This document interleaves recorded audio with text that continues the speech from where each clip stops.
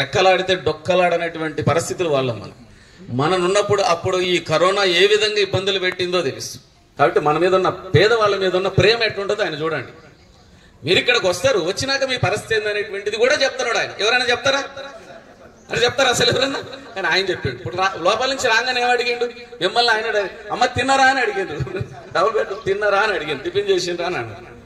కాబట్టి ఆయన మంచితనం. ఆయన మనలో ఒకరు, ఆయన అంతే, ఆయన ప్రత్యేకంగా ఏం లేదు, గొప్ప వ్యక్తి ఆయన. అందుకే అంత ఉన్నత భావాలు కలిగిన వ్యక్తి తెలంగాణ రాష్ట్రానికి.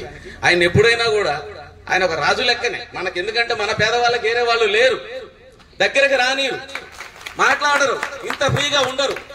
చూస్తున్నాం మనం గతంలో నుంచి ఎవరెవరు ఏమేమైందో. గెలిచేంత వరకు మన దాకా వస్తారు, గెలిచినా వాళ్ళ గేటు దగ్గర కూడా రానిరు. అది ఏందో తెలియదు.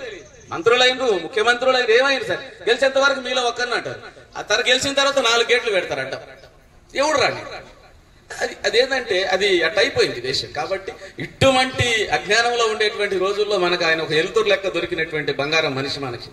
ఆయన మీ ఏరియాలో మీరు అంతా నివాసం చేస్తున్నారు కాబట్టి ఆయన ఎంతవరకు అయితే మనకి చేయగలిగినటువంటి చేతిలో ఉందో పని, అంతవరకు మాత్రం మనకి ఎటువంటి అభ్యంతరం లేకుండా చేస్తారు. మీరు డైరెక్ట్ వచ్చి మాట్లాడుకోవచ్చు, నేను ఉండాలా, విజయ్ ఉండాలా, మనోడు ఉండాలి, ఎవరు లేరు. మీ సమస్యలు మీరు డైరెక్ట్ వచ్చి అన్నకాడికి వచ్చేసి చెప్పుకొని సమస్యను చేసుకోవచ్చు.